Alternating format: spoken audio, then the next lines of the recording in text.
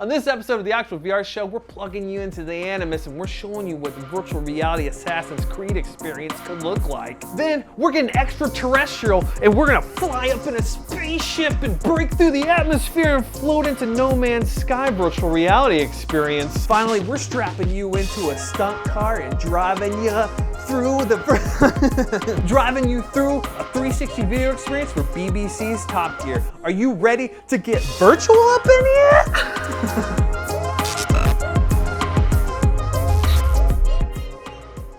What's going on, guys? Welcome back to another episode of the Actual VR Show, the show where we take everything that's happening in immersive content in the world right now and we condense it, we put it in a ball, we wind up, and we throw it right in your face every Friday. And we're gonna address the first thing. The first thing, I don't know if you can see the shirt here. Patrick, do we have eyes on the shirt? Can you see what's going on right here? All right, you're like, Kyle, why are you wearing that shirt? If you didn't know already, this is an Ubisoft shirt. Ubisoft, whatever you want to call it.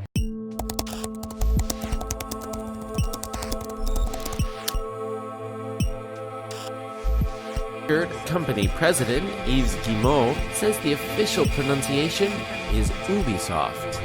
The first reason is why I just wanted to show a little bit of love to the Dusseldorf family, Blue Byte, the people that developed the virtual reality escape room experience for Assassin's Creed. If you haven't heard about that already, we alluded to it a couple episodes back. It is the best VR experience that I've had in a social capacity to date.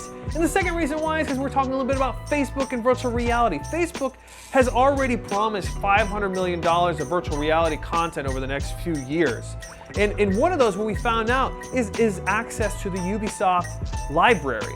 Specifically 2 games, 2 franchises. That's one. This is 2 franchises, one of them being Assassin's Creed and the other one being Splinter Cell. So can you imagine putting on a headset and running through the cities and then putting on the night vision goggles and sneaking around Tom Clancy style in Splinter Cell? So are you going to take that leap of faith when those games come out?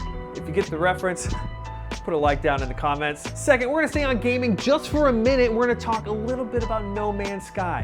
No Man's Sky, if you didn't know already, was one of the greatest disappointments in PC game history. And I say that's because that's what everybody else thought. I love the game. I look forward to the game and I played it for a while, but it was still, I think the promise of virtual reality is far greater than what the game has become so far. Because they took this game that the public widely, really, they just kind of spat on it and dumped it and kicked it around and threw it in the trash into a dumpster fire. You have a giant pit stain, sir.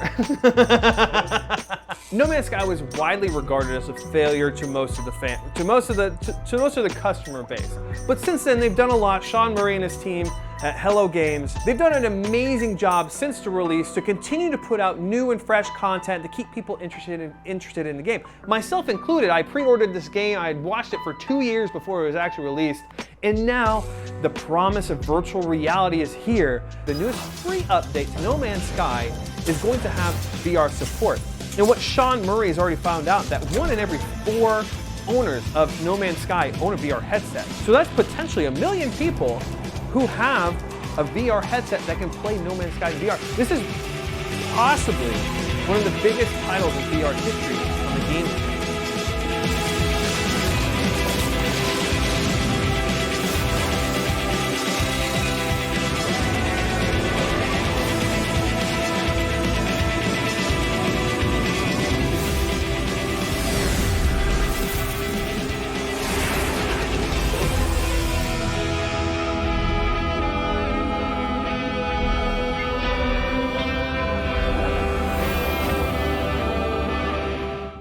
And finally, we're gonna go a little bit into 360 video. We haven't talked about 360 video in a while, and that's because, I don't know why we haven't done it. We're taking you across the pond, over to the UK, over to England to talk about Top Gear. If you didn't know already, Top Gear is one of the BBC's most successful shows running. What they have done is they've created a virtual reality experience for what it's like to be one of the stuntmen in the show.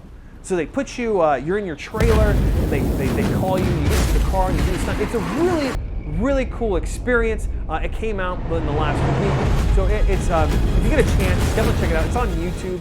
I want to take a note. If you watch the 360 video experience and you look behind you, you will see this giant black spot with a logo on there. And what they have done is they've opted to make it more affordable to create. They've opted to not remove the person holding the camera, because if you look at the shadows, you can still see somebody's holding a gimbal, somebody's holding this camera and the moving parts. And that's a quick solution to be able to create immersive content without going through the hassle of removing somebody in post. So it's a new creative way that an organization has used 360 video to promote a show, to promote content. It's just another marketing tool.